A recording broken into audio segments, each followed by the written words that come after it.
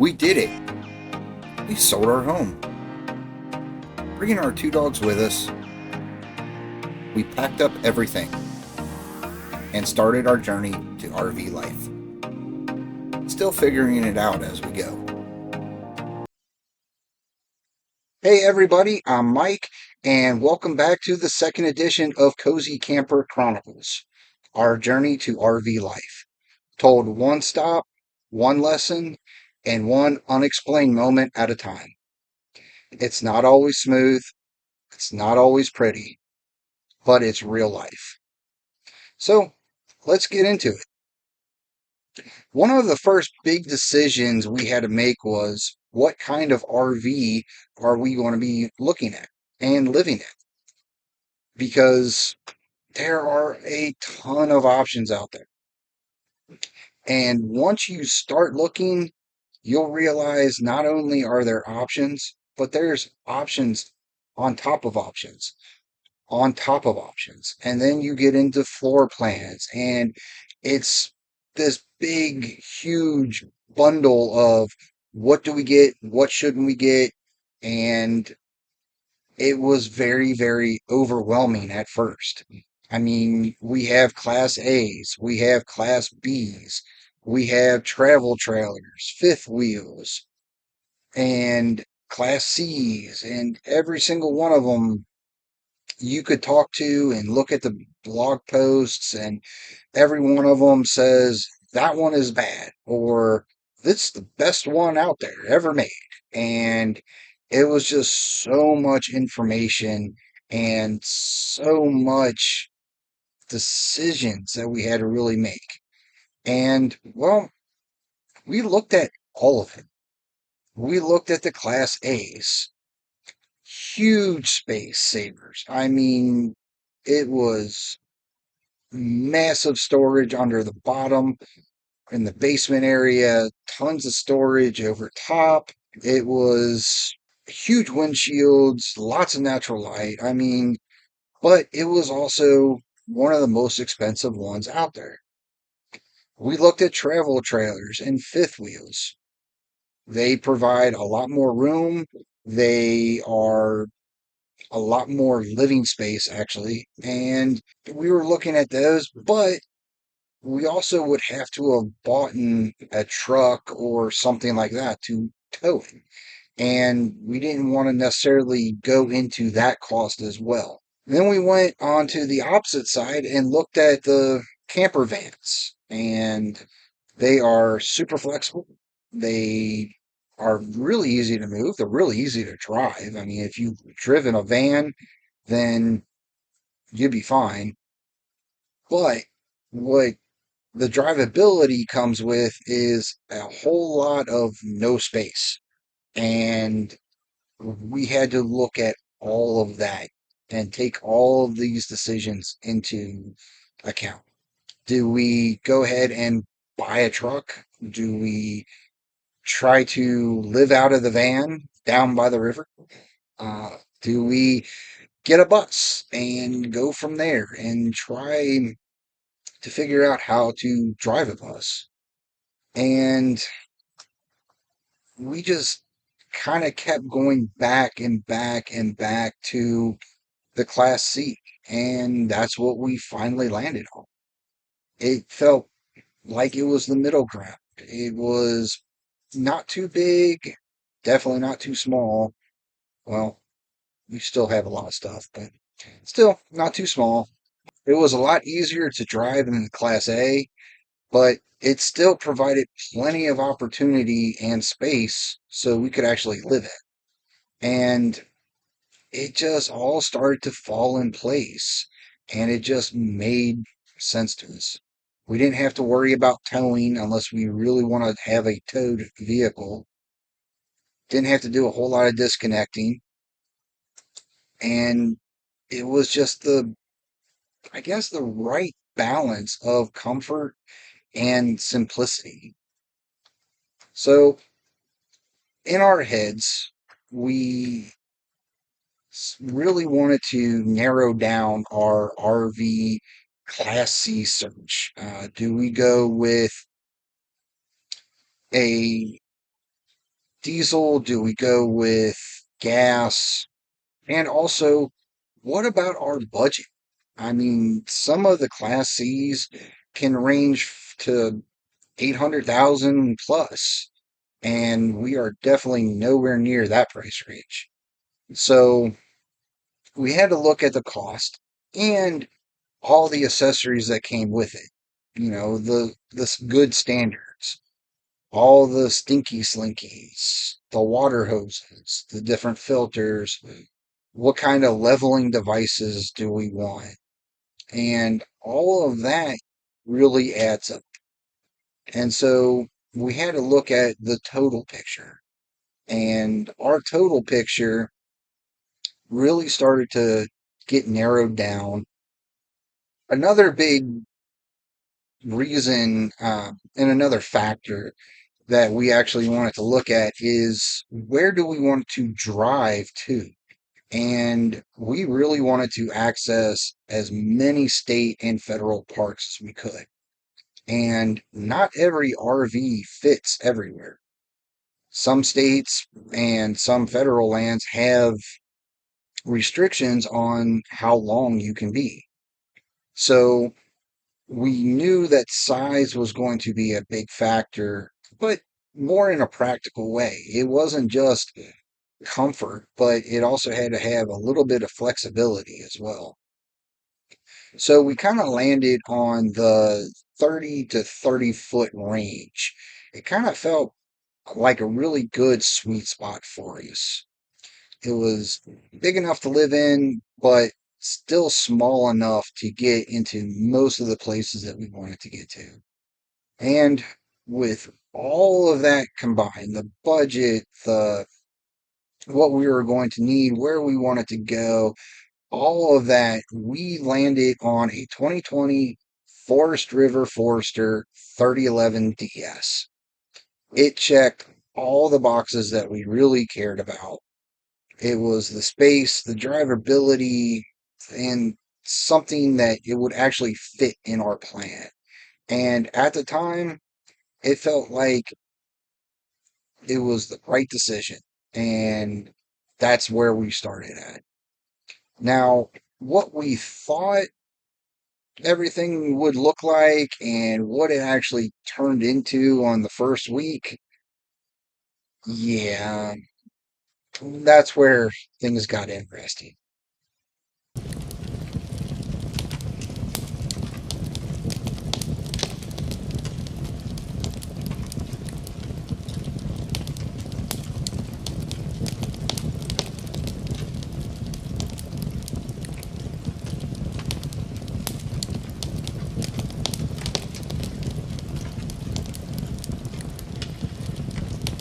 So, that first week, it was a mixture of excitement and what did we really get ourselves into?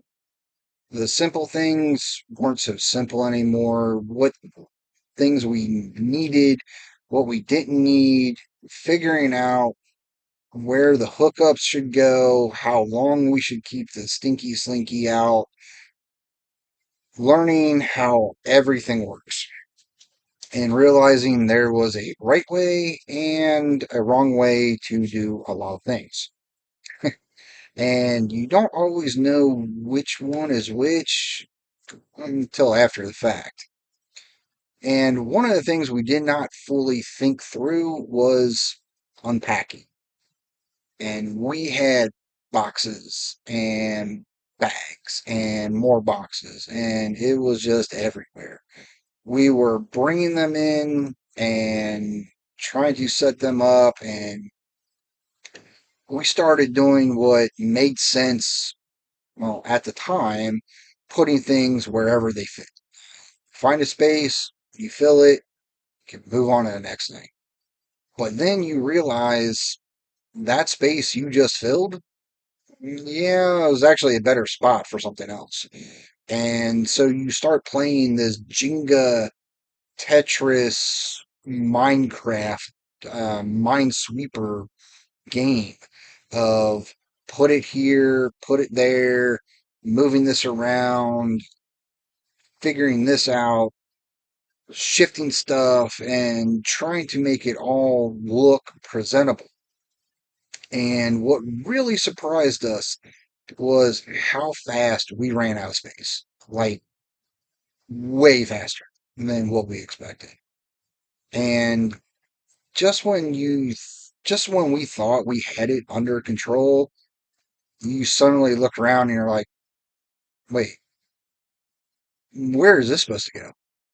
And so at just one point, we just stopped. We had to stop, take a breath, and we're like, all right, look, we have to start it. It's driving us insane.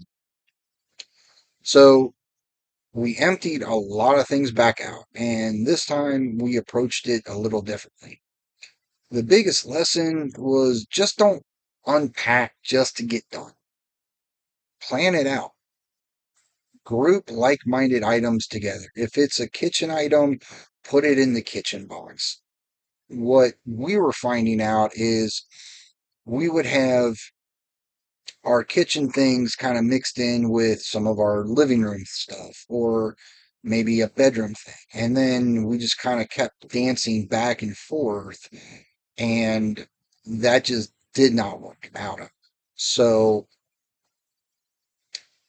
by grouping everything into like-minded items and like-minded places, you're not going to get those little surprises of, wait, why do we have another corkscrew? Or, wait, I thought we had two bottle openers. Where's the other? And so, trust me, it makes things a lot less chaotic.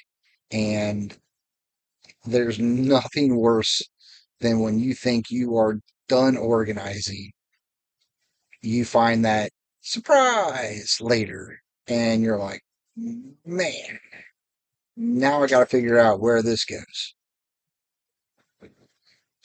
So take it from us, when you start packing up your stuff, look for it, put it in that like minded item, and if you have to, write stuff down, put it into a notepad or your phone, and make sure that you have all the stuff accounted for somehow. So that way you can actually start looking and analyzing where things are going to go before the time comes to move it all. And at the right around the same time, we're also adjusting to something else. Something that we knew it was going to happen. We just really weren't prepared for that true reality. And that was actually living 24/7, 7 days a week, 365 days a year in 300 square feet. And we can watch all the tiny home nations and, you know, what everybody feels like, but it's something that you just have to do to truly understand. Everything is so much closer. Every movement matters. You're just not walking across a room anymore. You're literally walking through the whole place all the time, whether you're trying to go into the bathroom or whether you're trying to get dressed. I mean, the simple things change. And we didn't have any routine, and we are very routine people. So, getting dressed, trying to figure out how to do it effectively. You know, before we would wake up, one person could be going to the into the bathroom, the other person already finished, and it was just a very fluid cycle. We had plenty of room. Now we don't have a whole lot of room for it. And so we have to find that rhythm again. And it is taking time. And I think we finally figured it out now. So it's just different. And there is no bad part about it. It's just, like I said, it's just a little different. And then trying to do the dishes while one person dries, one person washes. We don't have a dishwasher anymore.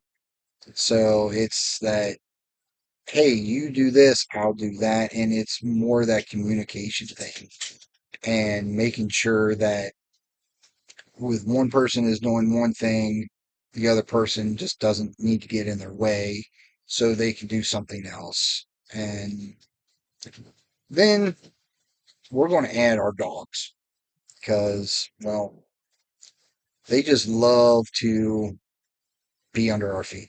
So now we have to watch out for dogs where we're stepping. Are we going to step on them? Are they going to try to step on us? And toys. Toys are, they are the children's Legos of RV camping because no matter where you think your foot is safe, at least for me and my dogs will make sure that I try to step on them at least once a day. So, and I think one of the biggest lessons and the biggest adjustments for that first week is not just learning about the RV, but learning how to actually live in it. It slows you down in a way because you have to be more intentional with everything you do. And that's definitely a learning curve and not bumping into each other every 5 minutes. So, looking back on it, choosing the Class C, it was the right decision for us. It gave us that balance we were looking for, something we could grow into and figure out as we go. But that first week, it definitely reminded us that no matter how much you plan, there's always going to be a learning curve between unpacking everything, rearranging it more than once, realizing space runs out faster than you think, and just learning how to live in 300 square feet. It was a lot, and it happened all at once. But at the same time, those are the moments that make it real. It's not perfect. It's not always smooth, but real life happening in real time. And honestly, that's part of why we're doing this, to learn it, to experience it, and to figure it out as we go. And if you're thinking about doing something like this, just know you're probably not going to get everything right at the start. We didn't, but you'll learn, you'll grow, you'll adjust, and eventually it just feels like your version of normal. You know, I think a lot of us get used to a kind of a rhythm in life. The routines, the responsibilities, doing what we're supposed to do next. And somewhere along the way, there's usually a moment where you start thinking, is this it? Or is there something more I've been putting off? Not necessarily something big or drastic, just something different. A change, a shift. Something that feels a little more like you. And the hard part isn't usually knowing what that thing is. It's everything that comes with it. The timing, the uncertainty, the feeling that maybe you should have figured it out first. But the truth is, most of the time, you don't. You figure it out as you go. One step, one decision, one adjustment at a time. And maybe that's what a journey really is. Not having all the answers at the start, but willing to take that first step anyway, whatever that looks like for you. All right, I think we're going to park it here tonight. Thanks for hanging out with us. It really means a lot. In the next Chronicle, we'll get into how life in an RV at 300 square feet really works out. So we'll have some fun that time. But come along for the journey, and we'll see you next Chronicle.